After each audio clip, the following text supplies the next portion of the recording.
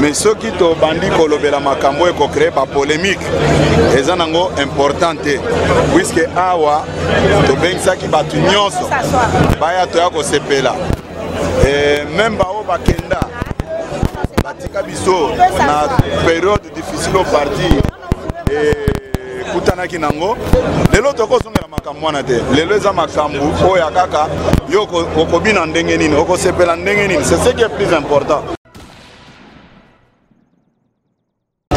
Message ezaka moko eza message esengona nous pour ça la combat pendant 37 ans et pesa na motonyo sauté. UDPS azali tenace à tenir combat na ye au moins au monde pendant plus de 37 ans. Et pesa combat moko ezali pacifique. To perda ba combattant ebele pe ba martyr baza ebele mais suka le tozu bokonzi. Bomoni que pouvoir comme na ngambo na biso tolongi bitumba wana na président Fachi lelo comme président Félix Tshisekedi comme président ya mboka na biso ya Congo RDC et donc eza sengo makasi na Congo tokomo loba nini soki muntu ana motema mabe kombo na ye muzitu soki muntu ana motema mabe lelo kombo na ye muzitu soki muntu alingi kaka ndeko na ye ya ndako moko alingi bato alibanda te kombo na ye Martin Fayulu bropo tribal soki omoni muntu azosala songi kombo na ye Jean-Pierre Mbemba soki omoni muntu azokabola bato na mbongo ya l'État wa Iba kombo na ye Moïse Katumbi double nationalité yango tozoloba na bango boye bo Fachi sikoto pese komoni Fachi aza Josué muntu alobaka ke Félix aza Josué ayepa alongola biso amema biso na Kana ezalaki ngai te ezalaki F Bazaiba alobaka ngo awa na congrès na chaise ya na temple de la démocratie.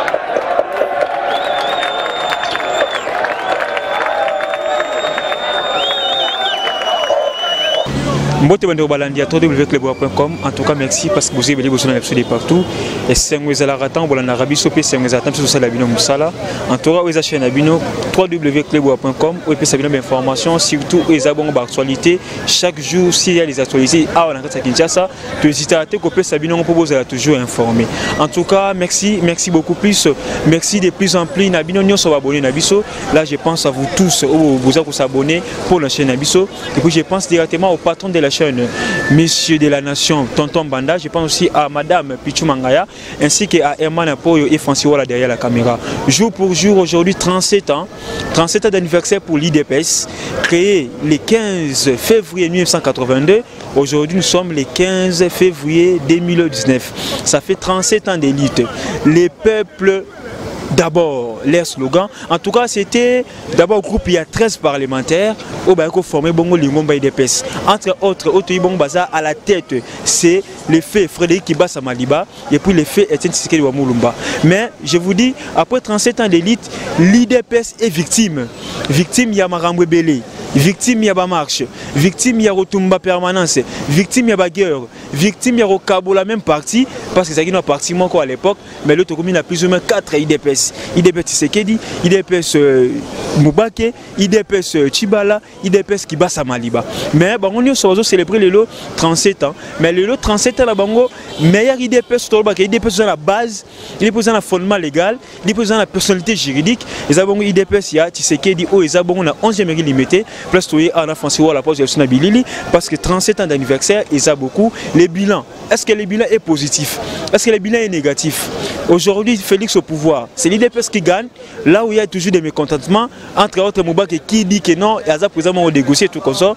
Alors on ne sait pas. L'IDPS qui est victime en marche. Aujourd'hui au pouvoir, est-ce qu'il sera en mesure il y a que ça la gestion à bien parce que l'IDPS combattait les peuples aller au pouvoir. Mais aujourd'hui maintenant l'IDPS au pouvoir, est-ce que l'IDPS bilan est aux années 37 ans d'Iran, 37 ans d'anniversaire, 37 ans de manifestations, 37 ans de marches, 37 ans il y a gaz lacrymogène, 37 ans il y a bateau ba koufi na kata IDPS.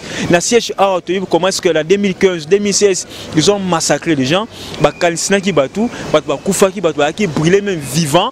Alors on ne sait même pas aujourd'hui quel est maintenant leur bilan. Nous par contre, tout ça l'analyse moko subjectif, mais bango moko base, bango moko peuple, bango moko IDPS, bango la mesure, il y a une analyse moko objectif.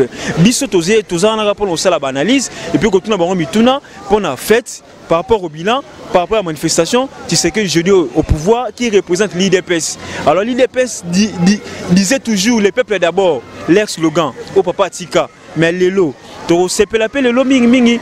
Les IDPS ont pensé à moi belé. Nous avons 4 IDPS. Est-ce qu'aujourd'hui, notre 37 discours et aux alaki non bazonga, on est ensemble. Tout bazalara toujours des bazala 4 habitants. Est-ce qu'on va voir la présence il y a Valaté Mobaki? Est-ce qu'on va voir aussi la présence il y a Bruno Chibala? Est-ce qu'on va voir aussi la présence il y a Kibasa? Bazabongo le fils de Frédéric Kibasa Maliba, c'est na cour il y a 4 manifestations à l'élo de Toré Baba Bilo Kwana Nyoso. Quant à moi, je vous dis restez branchés et puis vous allez suivre en image la manifestation du 37e anniversaire des DPS. En tout cas, les images vont parler. Ce n'est pas à nous. Est-ce que les peuples vont répondre favorable à tout ça? Bandeli, tout ça la constat, mais Torotikala, Torozabili, les longs la français ou la dernière caméra. Merci beaucoup Nabino Nyos Landa Biso. Merci encore une fois de plus à mon boss de la nation Totom Banda. En tout cas, quant à moi, je vous laisse un petit peu Tolanda, image et le Rona Fancy. Voilà. Merci beaucoup. Lelo ezamukolo munene ya Esengo. Toko sala ngo ba commentaire belete puisque mutunyo saebi anniversaire eza eloko nini. Mais soki to bandi kolobela makambo eko créer ba polémique eza nango importante puisque awa to bengsaki batu nyonso baya to ya ko sepela. Même ba o bakenda batika biso na période difficile au parti kutanaki nango lelo tokozongela makambo wana te lelo eza makambo oyo kaka yo okobina ndenge nini okosepela ndenge nini c'est ce qui est plus important ou bien tokolobela makambo te kono combat politique na biso esala boye non lelo eza mokolo ya Esengo soki lelo nazozongisa nano omoni mama soki azuise aboti mwana sikoyo eza anniversaire ya mwana wana esi batunaka mama wana nana bando consulter yo okaki badouleur nini mpona kobota non ce qui nous intéresse c'est la fête, c'est ce qui est plus important. Oui, bonjour. D'abord, félicitations d'abord pour votre électorat à la FUNA. Merci beaucoup. Honorable, tout le monde présence dans le message nous au peuple congolais après 37 ans d'anniversaire il y a IDPS. Message ezaka moko eza message esengona nous pour ça la combat pendant 37 ans et pesa na motonyo sauté. UDPS a été tenace à tenir combat naé au moins au monde pendant plus de 37 ans. Et pesa a combat moko ezai pacifique. To perda ba combattant ebelé pe ba martyr bazé ebelé mais suka tozu bokonzi. Bomoni que pouvoir comme na ngambo na biso tolongi bitumba wana na président Fachi lelo comme président Félix Tshisekedi comme président ya mboka na biso ya Congo RDC et donc eza sengo makasi. Honorable, est-ce que le slogan là, les peuples d'abord, si le Toro ça sur un espoir toujours slogan là, les peuples d'abord, si le Toro garde toujours espoir. Oui, parce que eza combat voilà eza combat etikali sikoyo na kati ya biso ba oyo ba gestionnaire en mboka parce que boyebi que pouvoir comme na ngambo na biso faut faire en sorte que slogan wana ezala concrétisé ezala slogan moko kaka pona kolobaka te mais faut population se retrouver na kati ya slogan wana et se matérialiser en fait et donc elikamotika lika yango wana. Merci beaucoup honorable. Honorable Rémi Massamba. Oui, bonjour. Honorable, 37 ans d'élite, qu'est-ce qu'on peut retenir aujourd'hui par rapport au peuple congolais pour l'IDPS? Oui, bon, je pense qu'aujourd'hui, on doit avoir un regard tourné vers l'avenir.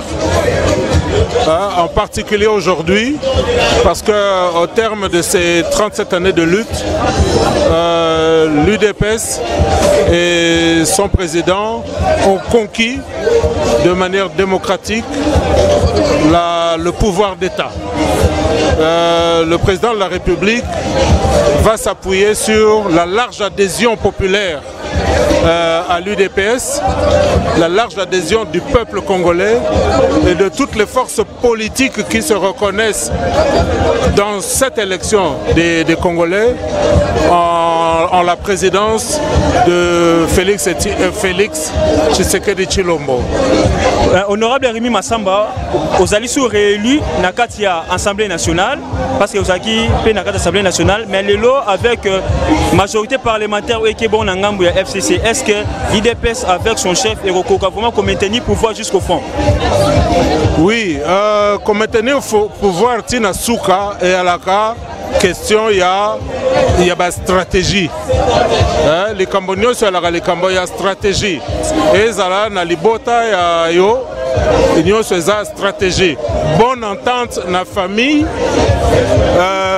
dialogue na bana, wanande maintenant confiance, paix, stabilité, il y a ndako. Ndako nous sur la même chose au niveau de l'État.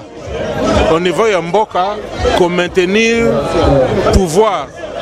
Si na souka tango zolo ba souka na ebitango wana te, mais pendant mandature législature donc pour 5 années secret eza mi balete ezali obele dialogue permanent et responsable et respect des lois et des institutions. La loi mère, elle est la constitution. En respectant cela, tout le reste marche. Les conflits sont gérés en respectant et les lois donc, et les principes qu'on se donne, mais en même temps aussi les bases morales qui nous mettent ensemble. Parce qu'aujourd'hui, le peuple congolais, s'il se retrouve autour de certaines valeurs, nous tous, nous avons adhéré à la nécessité de la démocratie et c'est sur base de cette démocratie qu'aujourd'hui nous avons un président élu par l'ensemble du peuple congolais et il se fait que ce président est issu d'une formation politique qui s'est battue 37 années durant et qui est arrivé aujourd'hui au pouvoir. Donc c'est aussi l'occasion de rappeler l'immense responsabilité qui revient non seulement au président que est Félix Tshisekedi Tshilombo, mais la responsabilité qui appartient à l'UDPS en tant que force politique et machine qui a conduit son président à la magistrature suprême. Cette responsabilité appartient donc à l'UDPS et au peuple congolais dans son ensemble. Merci beaucoup, honorable. C'est une très grande journée. D'abord parce que nous nous disons que ce n'est pas facile de tenir un parti pendant 37 ans et c'est après une longue lutte. D'abord des pères fondateurs de ce parti qui ont créé dans une situation bien particulière ce parti.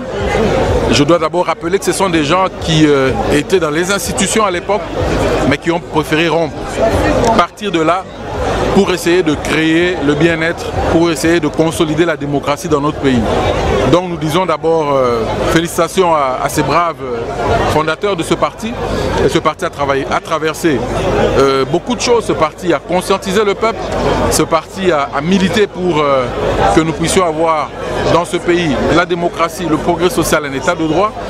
Aujourd'hui nous sommes contents de voir qu'à la tête de ce pays, il y a Félix Antoine Tshisekedi Tshilombo qui est président de la République. Et donc, c'est pour nous l'occasion de mettre en pratique tout ce que l'UDPS a prêché pendant 37 ans. Donc nous disons que c'est une grande joie pour nous parce que cet anniversaire nous trouve avec un président de la République et donc la possibilité de concrétiser la démocratie ou de la consolider et bien entendu du bien-être social. Il faut donc passer à l'action. Donc nous disons que c'est un nouveau défi qui s'ouvre. Ces 37 ans, comme vous l'avez demandé, nous rappelle qu'il y a un nouveau défi qui s'est ouvert et il faut y aller vraiment pour que demain le peuple nous donne raison, le peuple comprenne que l'UDPS a eu raison pendant toutes ces années. C'est moi qui vous remercie. Merci. bolani comment est-ce que les combattants vont réagir pour le 37e anniversaire à IDPS. Bapesi makanisi na bango mituna ezaki ya biso ba réponse ezaki ya bango. Bolani comment est-ce que bapesi totuni ba miwa mituna bango ba yanoli lolenge bango balingaki wana ça n'engage bisoté, ça n'engage que eux. En tout cas, tout sepeli mingi parce que le peuple a qui mobilisé et puis ba sepeli parce que Alelo et les gagner bien. En tout cas, meeting ils ont continué. Tous c'est le bon message. Il y a Jean-Marc Kabound, à ça la message naïe, à ça la meeting naïe, tout discours naïe à Koloba. Et puis bon, ça a toujours principal la meeting wana, ils ont vraiment en intégralité nos commerces et le on a français voilà derrière la caméra. Quant à moi, je vous dis un grand merci. Surtout un merci beaucoup plus na bateau Balandarabiso, toujours bateau mais qui l'a porté bateau so à Katiamboka Congo. Là, je pense directement à mon boss de la nation Tonton Banda.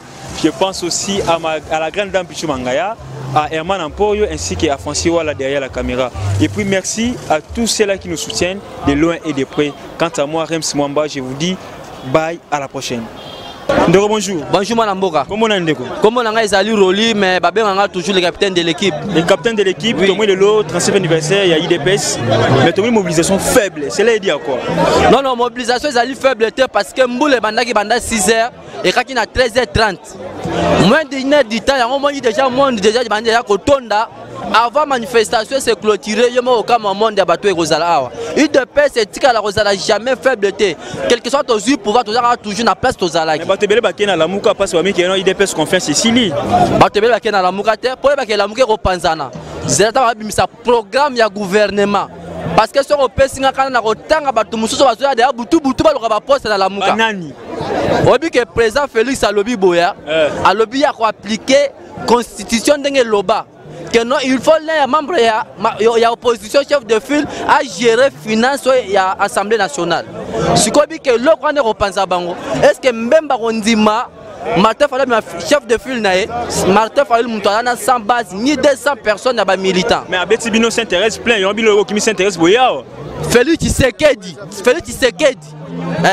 Aza le seul président, il y a parti politique où Tony ça s'intéresse sans cause de la soutien à parti politique mais bango basangani plus de 65 partis politiques, plateforme à la Mouka, ensemble G7, dynamique de l'opposition, MLC et CID, si même pas net Tony Saté, soit une top misa archive, tout ça la comparaison. Mais les lots, nous représentent le peuple d'abord et Longo, donc il y a qui n'ont marqué là où ils ne Bosania. Le peuple d'abord est Longo, dans la biscuit président qui le peuple est Bisseni. Félix, Kobo Sanate, Papa Lobaki, le peuple d'abord. Biso IDPS de Bundara pour n'avoir intérêt personnel. IDPS et Bundara, ceux qui pour n'avoir intérêt personnel.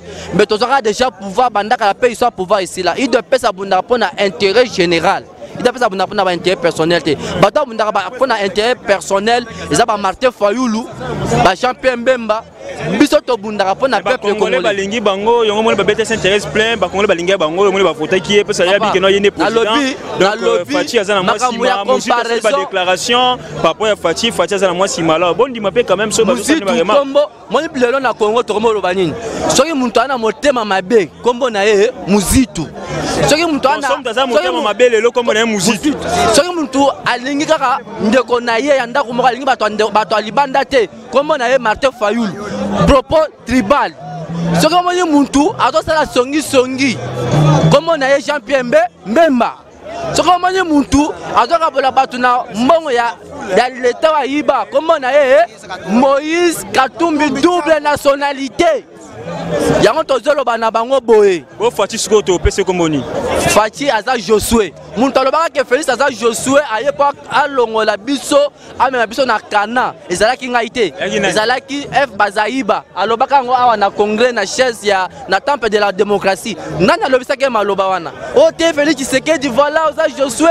Yo muntu amema biso na kati ya Kana. Mais Kana yango le lot tu F Bazaiba alobaki ke non na kosana président Félix Tshisekedi te. Oui, ton image to beta F Bazaiba maboko. Candidat gouverneur. Ce que sera bien gouverneur. Nana ko signé ordonnance pour Banda Moussala. 5e président. Dans le bien, et ça distraction pour votre information, la BMC première vérité. F Bazaïba a ça l'on a parti wana. À lobby boy. Comment que vous faites la banseka de MS à ABC François Mwamba. Thomas Louaka, je connais le Congo, mais le Congo bien te passé. Ça comme na temps à musée Kabila, le fils en d'autres sauter histoire. Même balinga intérêt personnel. Et parce que vendre lobby ah, ndenge copie comme betama awa. Même bien sous Moïse Katumbité.